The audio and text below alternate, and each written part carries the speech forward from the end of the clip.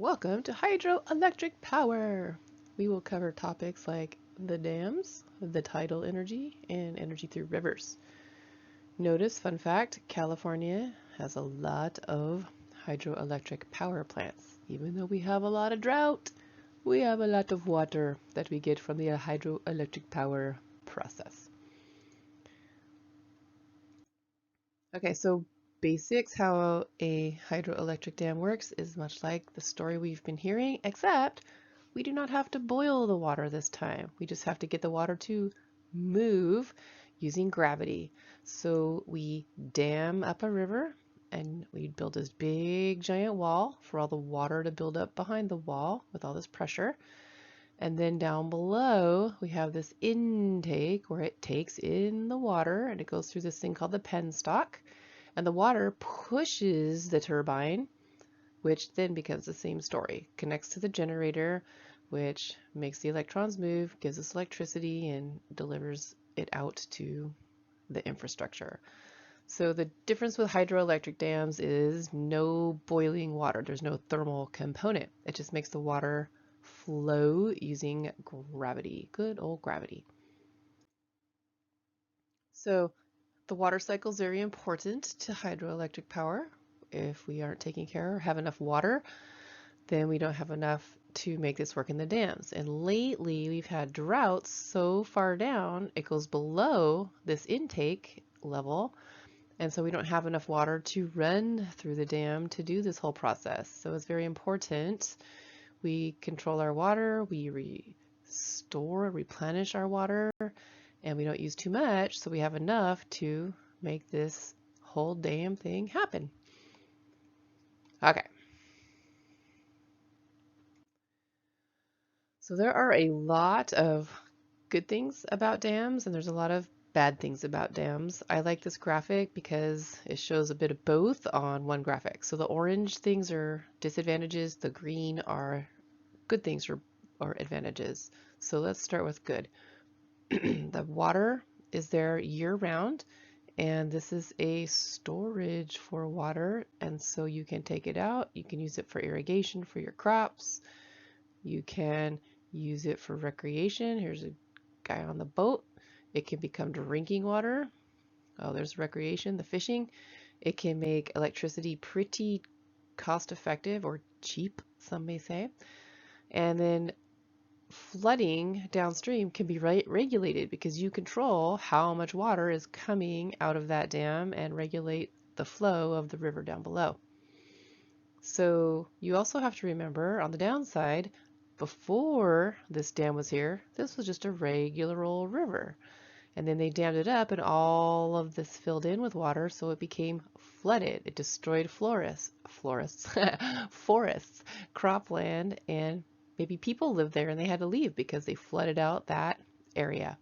And that's true especially in the Three Gorges Dam area in China. They flooded out, I think, like 100 or 200,000 people to make that dam happen. So having this big reservoir out here, it's prone to evaporation. So you do lose a lot of water due to evaporation.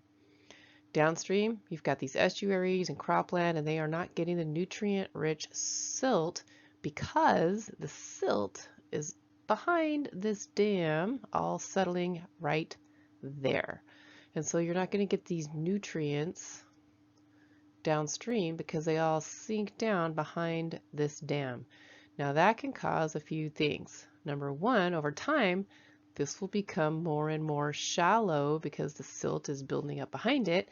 Shallow water is warmer in temperature, so that's got a whole range of tolerance thing going on for the aquatic life in here. It'll evaporate faster, and then also it makes it more susceptible to disease. Warm, shallow, not moving water increases chance for disease, and one of the fun ones to know about is schistosomiasis.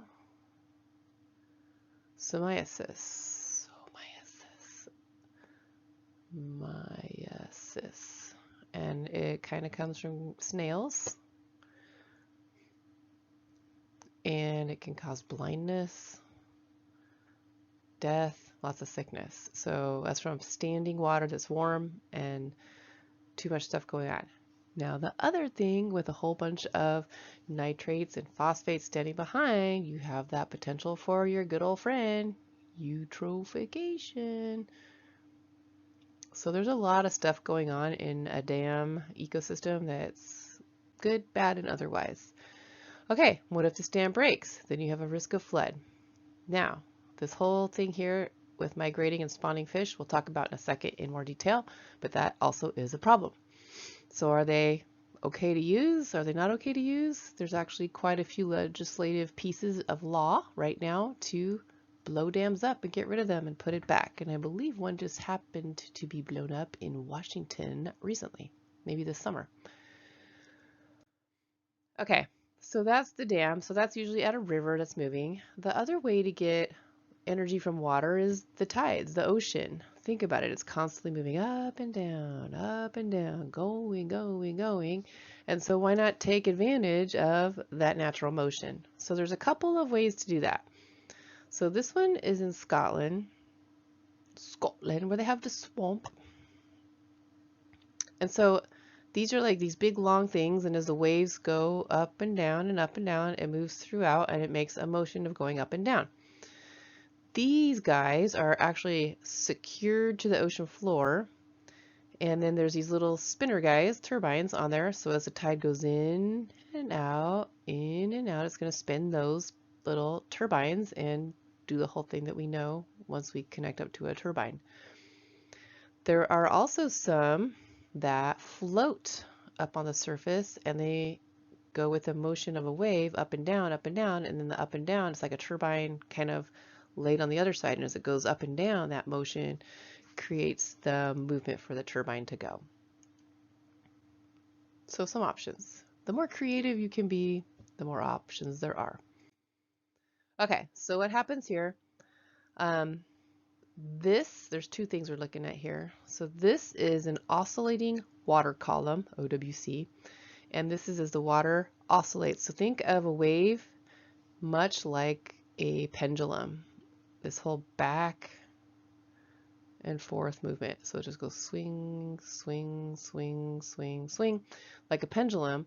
Well, this air column's going up, down, up, down, up, down with the wave, and it's the exact same concept, even though it's just kind of flipped how you think about it. So as the water goes up and the water goes down, it's bringing air in, it's taking air out, and it's spinning this turbine, and then it's making the generator receive the flowing electrons to make electricity. Now this one is called open thermal energy, and that's OTEC. And what happens here is, hopefully you know this, if you condense something or make it smaller, it gets colder. So if I blow hot air, it's pretty warm. But if I go with cold air, I can feel cold. So my small condensed opening makes things colder. So this condenser makes things colder. And then the opposite is the evaporator takes hot things. So we have this warm surface seawater on the top. It starts to evaporate. Evaporate means it's a gas. It's water that's going to be a gas, just like boiling the water. The water vapor will spin that turbine, turn it into electricity, but then they'll condense it back down, smaller piping, and they'll make the cold water go back into the deep ocean water, and they're making convection happen, kind of man-made. And that technology also can create electricity. So we've got all these clever ways to go in the water. So pros and cons. Sorry. So we get a lot of efficiency from this one. This one gives us a pretty good net energy. The cost to generate electricity is fairly low. We don't get a lot of carbon dioxide or other pollutants from this method of generating electricity. It can be used for other stuff. It can control things. It lasts for a really long time, and it gives us drinking water, irrigation water, and that's this recreation thing. Downside, it can disturb the land for habitats and people. The biomass that's behind the dam can decay and make some methane emissions. Could be captured though for energy purposes. So that's disruption of the aquatic system. The salmon is a big deal. Get into that in a second. Downstream doesn't have those nutrients because they're stuck behind as silt. The warm water temperatures affect that range of tolerance. The dams can break and breach, then it gets really expensive to fix that. The habitat, we said, gets disturbed, and then the building up of nutrients behind the dam can lead to eutrophication, which we don't like. Very, very bad. Okay. 3 case studies to know for dams. The Three Gorges Dam in China. You should probably Google this one. There's, be careful, there's propaganda and actual info, so maybe check your source. I believe there's a good National Geographic one on that. The Aswan Dam in Egypt is a very good case study. Here's a link to watch on YouTube, which if you want to stay, we'll watch. And then this Colorado River, it's got 15 dams along this Colorado River. All these triangles on this map are Colorado River dams. And there is this huge, huge fight going on right now because all of these guys are stealing the water. So by the time it makes its way to Port Mexico, the quality of water is terrible. And that's not fair. Everyone should have the right to this water. So think if one dam does all those things that we just talked about, think what 15 do along the way. 3 of them are all right together. What? So there is current legislation, if you have not read, that all the other states, so Wyoming, Colorado, Utah, Arizona, have agreed to treat the Colorado River better and improve the water quality. And California, as of right now, has not submitted a plan and has opted out of this agreement that the other states have come up with. So what's California going to do? Stay tuned. Don't know yet. Haven't seen the plan. Okay. Aswan Dam. Let's see what that does. Can I get to it?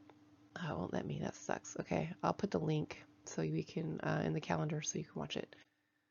All right, fish and dams. This is a big deal. So this video right here tells you that the salmon, in case you don't know the salmon's story, that's totally a fish. Can you not tell?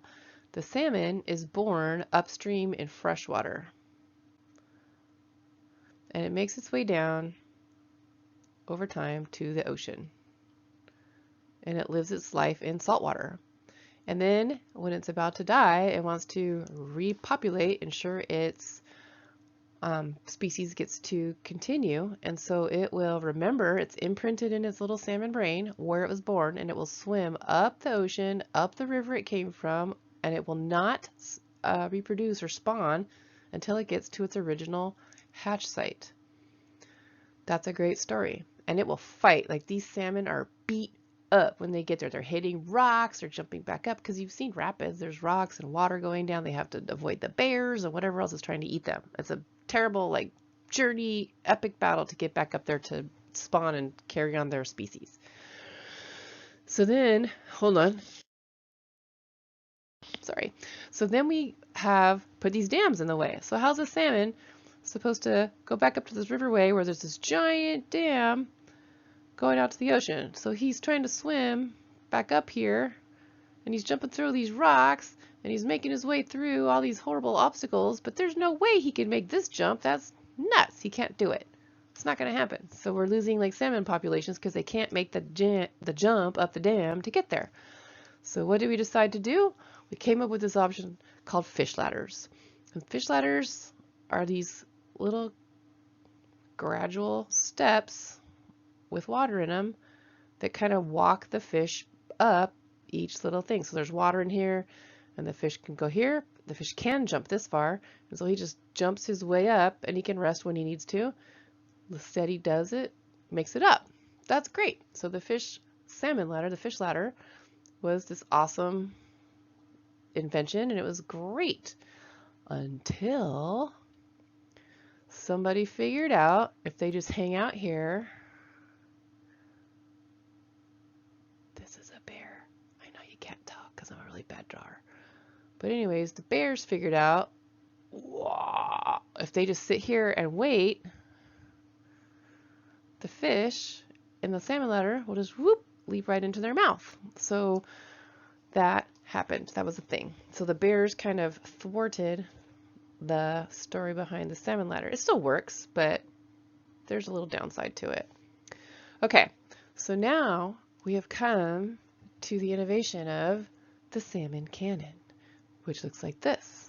Can we just not watch it? Why can't we watch it? I want you to see the salmon cannon. Okay, well, the salmon cannon basically is this giant tube that they invented, and they put the fish in this tube. It's like a big giant water slide, and it literally shoots them in this big tube up to the top of the water. Google this, watch it, it's hilarious. But it works. So that's kind of how we get around things, innovation. Okay, so hydropower, we've got this storage of hydropower. We use this kinetic energy, potential energy transferred into kinetic energy through gravity to make the hydropower work. And then we've got this runoff in the river. We've got the tidal power, which uses the circular motion, the up and down motion, the back and forth pendulum type motion of the wave. And then we have the wave power that can just in and out and fluctuate this turbine. So hydro's complicated, but there's a lot of options to it, and it's pretty good as far as renewable energy is concerned, as long as we have enough water to take care of all of our other resources that need water.